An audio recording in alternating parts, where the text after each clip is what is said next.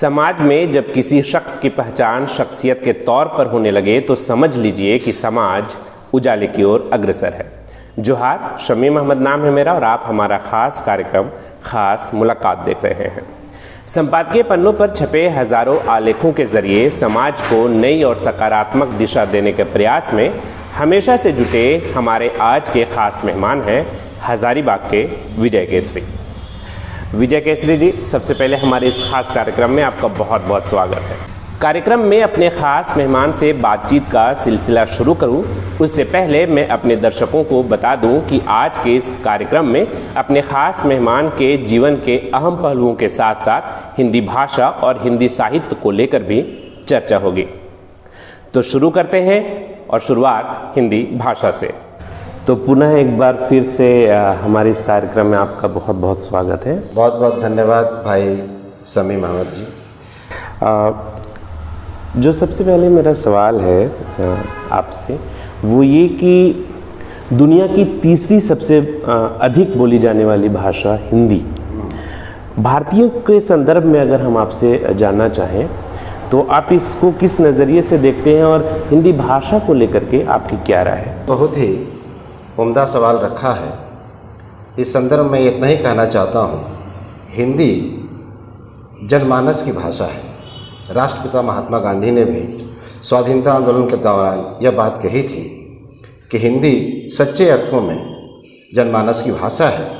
आप पूरे स्वाधीनता संग्राम का 90 बरस का इतिहास आप खंगाल लें, एक बात आपको जरूर मिलेगी कि समस्त देशवासियों को जोड़ने का अगर किसी ने काम किया है तो हमारी मातृभाषा हिंदी ने किया।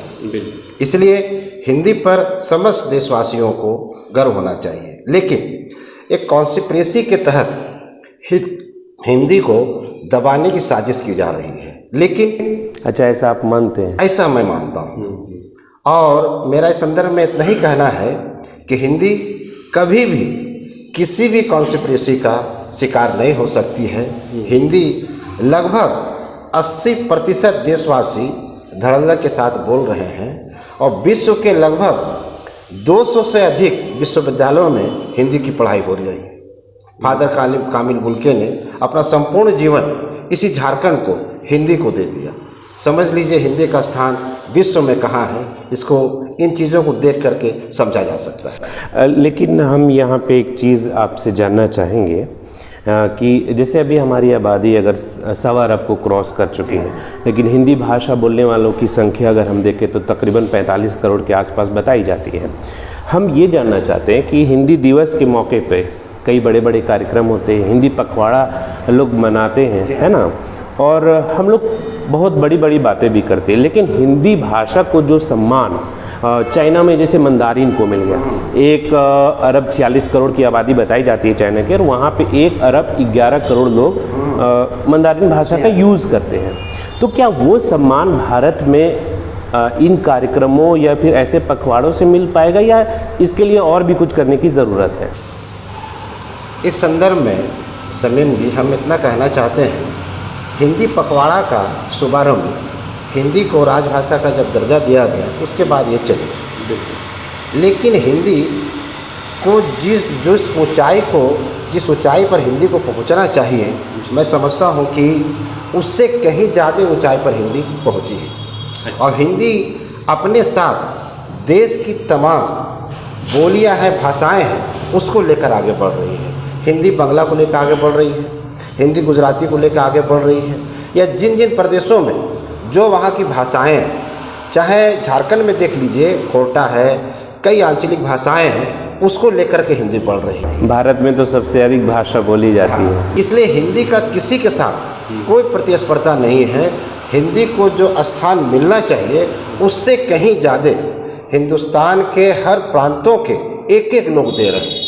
मैंने पहले प्रश्न में आपसे कहा था कि एक साजिश चल रही है कि किस तरह हिंदी को हम थोड़ा सा हिंदी भाषियों के साथ अन्य भाषा वालों के लड़ाई करवा दें, इस तरह की एक साजिश चल रही है। लेकिन हिंदी इतना प्रिय भाषा है, हिंदी इतनी मीठी भाषा है कि अपनी तमाम छोटी बहनों के साथ, चाहे कन्नड़ हो, चाहे तेलुगु हो, मलयालम हो, सबको लेकर के आगे बढ़ रही है।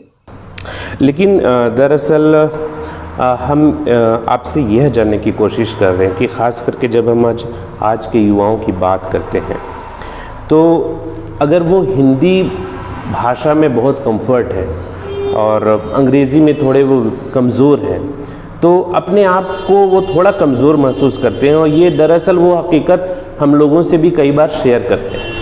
तो क्या लगता है कि आप जैसा कि आपने बताया कि सभी भाषाओं को लेकर हिंदी आगे बढ़ रही है, ये तो बात आपकी सही लगती है, लेकिन ये जो हिंदी भाषी क्षेत्र या हिंदी भाषी जो युवा है, जैसे अभी हम यूपीएससी की हम बात कर लें तो यूपीएससी के जो परीक्षा हुए और फाइनल जो रिजल्ट्स आए, हिंदी की जो बच्चों की संख्या अगर मैं देखूं तो लगभग 9 बच्चे हैं, है ना। तो मैं इस पे बात करना चाह रहा हूँ कि यहाँ पे सुधार की आवश्यकता है या फिर अभी जो स्थिति है या अभी जो गति से हम हिंदी को आगे बढ़ा रहे हैं वो सही है या इसमें और सुधार की आवश्यकता लगती है कि इस पर और काम होना चाहिए? आपके प्रश्न का बहुत ही बढ़िया एक जवाब ये बनता है मेरे मस्तिष्क में। आप स्वाधीनता आंदोलन को देख लीजिए, लगभग 200 से अधिक सालों तक ब्रिटिश हुकूमत हमारे पर राज किया और उन्होंने पूरी कोशिश की हिंदुस्तान को इंग्लिस्तान में बदलने की। उसके बावजूद भी वो हिंदी को जरा सा भी नुकसान नहीं पहुंचा सके, न यहाँ की आंचलिक भाषाओं को नुकसान पहुंचा सके।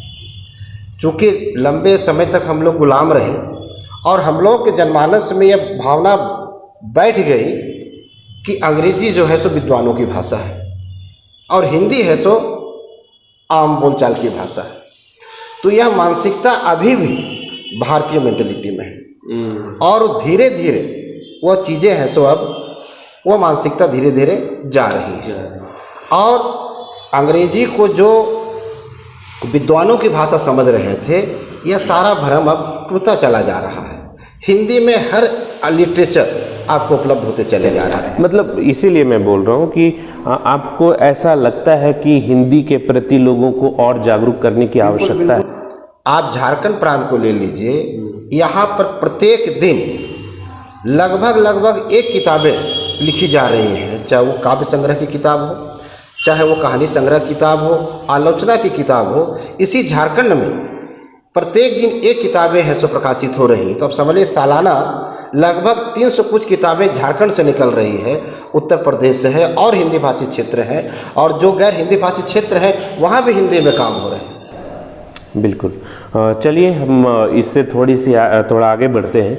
अच्छा, एक जो चीज़ जो मैंने आपके बारे में पढ़ी और फिर पता चला कि बहुत ही कम उम्र में आपने लिखना शुरू कर दिया था और कम ही उम्र में फिर आपके पिता का देहांत हो गया और बाद में जीविकोपार्जन की जिम्मेदारियां आप पे आने के बाद जो है वो आपने सबसे पहले वो खाद्यान्न का व्यवसाय शुरू किया और बाद में फिर जेवर के व्यवसाय से आप जुड़ गए।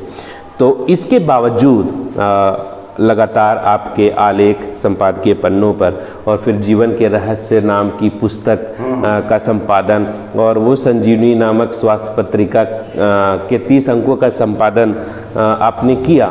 तो ये सब एक जुनून करवा दिया कि वाकई लिखना सबसे आसान है।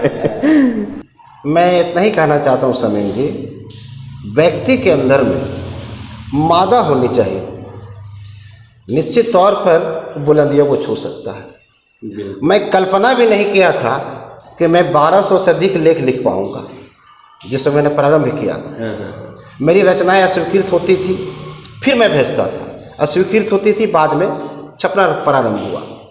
तो एक 50 साल कोई कम समय नहीं होता है जीवन का। हमने महत्वपूर्ण समय लेखन में लगा दिया।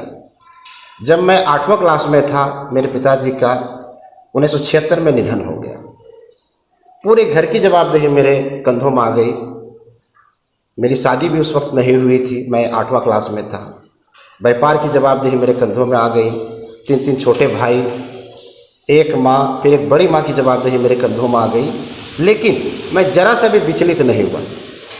पिताजी का जो दायित्व था उसका निर्वहन करते हुए बिल्कुल जो समय बचता था स्वाध्याय में, अपने पठन पाठन में, कॉलेज में, स्कूल में हमने लगाना प्रारंभ किया और एक भी समय मैं गॉसिप में नहीं बिताया। तो उसका ये परिणाम हुआ कि हमने कुछ लिखना प्रारंभ किया। अब रह गई बात कि मुझे लिखने की प्रेरणा कहाँ से मिली। तो इस संदर्भ में मैं इतना ही कहना चाहता हूँ शायद ईश्वर ने मुझे लिखने के लिए ही जन्म दिया हो, ऐसा मेरा मानना है। और लिखने के लिए मुझे किसी से प्रेरणा नहीं मिली, खुद ब खुद मेरी कलम चल पड़ी। उस वक्त जिस समय मैं तीसरा, चौथा, पाँचवा, छठा में पढ़ा करता था, उस समय मैं जब कुछ रच जाती थी, तो कहीं न कहीं ईश्वरीय कृपा रही है मेरे ऊपर, और लिखने की जो प्रेरणा है सो हमको बालकाल से रही है, और वो अभी तक उसी तरह बनी हुई है। लिखने के शौक़ ने आपसे ऐसे काम करा लिए जो समाज के लिए भी ज़रूरी था। संपादक के नाम पत्र से आपने लेखन कला की आपने शुरुआत की और संपादन तक का सफ़र को आपने तय किया। आज के युवा जो कलमकार हैं उनके लिए आप क्या बताना चाहेंगे कि उनके लिए वो लाभदायक साबित हो? आपने बहुत ही महत्वपूर्ण सवाल किया है आज के कलमकारों के लिए। हमारा यह सफ़र समीम जी लगभग 50 सालों का सफ़र है। मैं लगभग 10 वर्ष की उम्र में, जिस वक्त मैं तीसरा, चौथा क्लास में पढ़ता था, उस समय से मैंने लिखना प्रारंभ किया। मैं नहीं जानता था कि मैं क्या लिख रहा हूँ, लेकिन जैसे जैसे मैं 7th, 8th, 9th में पहुँचा, उसके बाद मैं रांची एक्सप्रेस जो झारखंड से प्रकाशित अखबार है, संपादक के नाम पत्र मैंने लिखना प्रारंभ किया। जब मेरी मैट्रिक की परीक्षा कंप्लीट हो गई तो उस समय तक मेरे 100 से अधिक संपादक के नाम पत्र छपे, और उस ज़माने में जो संपादक के नाम पत्र लिखे जाते थे उसका इतना बड़ा इम्पैक्ट पड़ता था समाज में कि आपको आज लंबे लंबे खबरें छप जाएं उसका नहीं पड़ता है। एक छोटी सी घटना मैं बता रहा हूँ। सदर अस्पताल में एक अटेम्प्ट टू बलात्कार का प्रयास हुआ था, और उस घटना को लेकर के मैंने संपादक के नाम पत्र में लिखा था। तो तत्कालीन जो डिप्टी कमिश्नर ने तुरंत संज्ञान लिया और संबंधित व्यक्ति को पकड़ करके उनके विरुद्ध सो मुकदमा दर्ज किया गया। तो हमारी लेखन की शुरुआत संपादक के नाम पत्र, जैसा आपने कहा, वहाँ से हुई। उसके बाद कंटिन्यू में निरंतर मैं लिखता रहा, और उसके बाद फिर कालांतर में जा कर के फिर मैंने संपादकीय लिखना प्रारंभ किया। आज लगभग देश के प्रमुख समाचार पत्रों और प्रतिष्ठित पत्रिकाओं में हमारी कुछ न कुछ सामग्रियाँ नियमित प्रकाशित होती हैं। तो मैं नए कलमकारों से मैं यही कहना चाहता हूँ कि आप चाहते हैं कि आज से लिखना प्रारंभ किया और तुरंत आपकी चीज़ें छाप दी जाएं, बात ऐसी नहीं है। प्रारंभिक दिनों की मैं एक संपादक की चिट्ठियाँ मैं बता रहा हूँ। उस ज़माने में एक बाल पत्रिका हुआ करती थी, शायद अभी भी वो पत्रिका चल रही है, बाल भारती। अच्छा। उसमें मैंने लगभग 100 से अधिक सामग्रियाँ मैं भेजी। संपादक यह कह करके हमें वापस कर दिए कि मुझे खेद है कि मैं आपकी सामग्री अपनी पत्रिका में इस्तेमाल नहीं कर पा रहा हूँ, कृपया इसका इस्तेमाल अन्यत्र कर लें। तो मैं सोचता था कि क्या कमी है कि जो मेरे पत्रों को है सो छाप नहीं रहे हैं। बाद में जब 15-20 वर्षों के बाद मुझे जानकारी हुई ये एक कमियाँ थी, जिस कारण बाल पत्रिका में वो बाल भारती में छप नहीं पाई। इसलिए नए कलमकारों से मैं यही कहना चाहता हूँ कि आप हड़बड़ाई नहीं, सबसे ज़रूरी है कि आप विविध किताबों का अध्ययन करें। रामायण पढ़ें, महाभारत पढ़ें, कुरान पढ़ें, और भी कई पौराणिक ग्रंथ हैं हमारे यहाँ, वो पढ़ें। वैज्ञानिक जो आविष्कार हुए हैं वो पढ़ें, जनरल नॉलेज की चीज़ें पढ़ें। और सबसे महत्वपूर्ण चीज़ है किसी एक अखबार को लेकर के उसका नियमित अध्ययन करें, तो देखिएगा कि आपकी कलम में जो कलमकार का जो गुण होता है वह स्वतः आ जाएगा। चलिए, ईश्वर से ये भी प्रार्थना होगी कि हमारे आज के युवा जो कलमकार हैं उनमें भी ये ईश्वरीय गुण आए। ये जो जीवन की रहस्य की बात आपने की कि उसका संपादन आपने किया उस पुस्तक की, दरअसल उसमें क्या बताया गया, अगर दर्शकों को हमारा बताना चाहें आप? सबसे पहले मैंने आत्मा के अनमोल रत्न का संपादन किया। आत्मा के अनमोल रत्न एक सकारात्मक चिंतन, एक संदेश है जो आचार्य मुनि जी का द्वारा लिखी गई है। तो मुनि जी ने हमें बुलाया और उसके बाद बोला केसरी जी आप इसका संपादन कर दीजिए। तो उनके पहली किताब का मैंने संपादन किया, जिसका हजारीबाग जैन धर्मशाला में विमोचन हुआ था। और दूसरा जीवन के रहस्य, ये भी उन्हीं के द्वारा लिखी गई एक कृति है, उसका भी संपादन मैंने ही किया। वह जीवन के रहस्य, जीवन जो आज भागम भाग भरी जिंदगी जो लोगों की है, उसमें तनाव भी है, डिप्रेशन भी है, परेशानियां भी है, उलझन भी है। इन तमाम चीज़ों से आप कैसे मुक्त होंगे, आप एक सहज, सरल, सुंदर, सुगठित जीवन कैसे आप जिएंगे, इसी पर जीवन के रहस्य में बातें रखी हुई हैं। और जीवन क्या है, इसका शुभारंभ कब हुआ। यह पुस्तक जो है जीवन अनंत काल से है, अनंत काल तक बनी रहेगी। सृष्टि का निर्माण और सृष्टि अनंत काल तक चलेगी। उसी को ले करके ब्रह्मांड में जो चीज़ें उपलब्ध हैं, जो सारी चीज़ें उपलब्ध हैं, उसी के रहस्य को है सो उस पुस्तक में है सो रखा गया है और खोला गया है। चलिए अब आगे की बात करें। उसके पहले मैं चाहता हूँ कि अपने जीवन की संक्षिप्त यात्रा अगर हमारे दर्शकों को बताना चाहे तो प्लीज़। संक्षिप्त यात्रा के संदर्भ में मैं इतना ही कहना चाहता हूँ कि अगर आप में जज्बा हो, आप में हिम्मत हो और सकारात्मक दृष्टिकोण हो तो कोई भी काम असंभव नहीं। आज मेरे रिश्तेदार, मिलने जुलने वाले, मैं हजारीबाग में रहता हूँ। आज पूरे विश्व में हमारे चाहने वाले लोग अमेरिका से, इंग्लैंड से, फेसबुक के माध्यम से, इंस्टाग्राम के माध्यम से हमें मेरी बातों पर है सो वो अपनी प्रतिक्रिया भेजते हैं। तो वह सब इसलिए हुआ कि मैंने लेखन के लिए एक समय निर्धारित किया। मैं दिन दिन भर अपने कार्य में रह करके जो समय बचा इधर उधर गॉसिप में नहीं बिताया, इधर उधर कामों में मैंने उस समय को खर्च नहीं किया। जो मैं 9 बजे लिखने के लिए बैठ गया, कभी कभी 3-4 तो वाइफ आकर के डांटती कि भाई आपका समय जो है सो सोने का है, आप लेखन बिता रहे हैं। लेकिन चूंकि अंदर से कुछ भावना फूट रही है तो अगर मैं उसे नहीं दर्ज करूं तो शायद वो चीज़ें विस्मृत हो जाए। तो मेरे जीवन का जो सबसे प्रमुख कार्य रहा है लेखन और उसके साथ व्यवसाय। और व्यवसाय में तो मैं इतना ही कहना चाहता हूँ, व्यवसाय सिर्फ लाभ हानि की चीज़ है। अगर आपके भाग में आगे बढ़ना लिखा हुआ है तो कोई ताकत आपको रोक नहीं सकती है। बनिस्बत की आप ईमानदारी को कभी छोड़िए मत, सत्य को कभी छोड़िए मत और ग्राहकों के साथ कभी धोखा मत दीजिए। जो विश्वास ग्राहक, क्रेता और विक्रेता के साथ बनी हुई है उसको बना करके रखिए। जिस समय पिताजी ने मुझे अपना कारोबार छोड़ा था, शायद कुछ हज़ार रुपये का कारोबार था। आज मेरा वही कारोबार, मुझे गर्व होता है, या ईश्वर की कृपा बोलिए या हमारे भाइयों का सहयोग बोलिए, वह कारोबार आज करोड़ में चला गया है। तो इसमें सबसे बड़ी इसमें जो बात है वह है हम भाइयों का मिलन और हमारी एकता और हमारा जो सद्भावना है, ग्राहक प्रति अच्छा व्यवहार है और सत्य के ऊपर जो हम लोग आधारित हैं। इस कारण हम इस ऊंचाई तक, हम जेवर के व्यवसाय तक पहुँच पाए। चलिए अब थोड़ी जो बात है वो हिंदी साहित्य पर भी कर लेते हैं। हजारीबाग में हिंदी साहित्य को लेकर कितनी संभावनाएं आपको दिखती है? देखिए, हजारीबाग तो सच पूछा जाए तो हजारीबाग की धरती साहित्य उर्वरा की धरती है। यहाँ हिंदी में जमकर लिखा जा रहा है, उर्दू में भी जमकर लिखा जा रहा है, अंग्रेजी साहित्य पर भी जमकर लिखा जा रहा है और बांग्ला में भी जमकर के लिखा जा रहा है। तो हजारीबाग की धरती समझ लीजिए साहित्य की उर्वरा भूमि रही है। और यहाँ पर रेणु जी जो देश के जाने माने कथाकार, उपन्यासकार रहे हैं, उनकी ये प्रति कथा की पृष्ठभूमि यहीं पर बनी, फणीश्वर नाथ रेणु की बात। और उसके बाद भारत यायावर जैसे साहित्यकार हजारीबाग में है, रतन वर्मा जैसे साहित्यकार हजारीबाग में है, सुबोध सिंह शिवगीत, शंभू बादल जैसे, प्रमिला गुप्ता जैसी, मैंने यहाँ पर सैकड़ों की संख्या में साहित्यकार मौजूद हैं जो नियमित अपनी कलम से देश को ऐसे गुंजित कर रहे हैं। अच्छा, हिंदी साहित्य की ओर रुख करने के लिए अगर आज के युवाओं को प्रेरित करना पड़े तो उनसे आप क्या कहना चाहेंगे? हिंदी साहित्य की सेवा एक साधना है। अगर आप चाहते हैं या सोच रहे हैं कि इससे हमारी आर्थिक कमाई हो जाए तो वह कभी नहीं हो सकती है।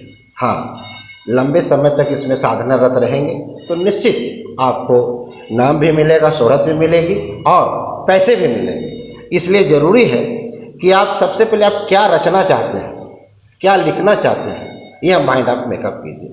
जब तक आप 10 विषयों, जैसे आपको आलोचना लिखनी है तो आलोचना का अध्ययन करना होगा, आपको कथा लिखनी है तो कथा का अध्ययन करना होगा, आपको अगर उपन्यास लिखना होगा तो उपन्यास का अध्ययन करना होगा। और उसके साथ ही कई साहित्यकारों की कृतियों को पढ़ने की ज़रूरत है। जब तक आप पढ़ेंगे नहीं, शायद उतना मुखरित होकर के अपनी भावना को आप प्रकट कर नहीं सकते हैं। इसलिए ज़रूरी है कि आप सबसे पहले पढ़िए।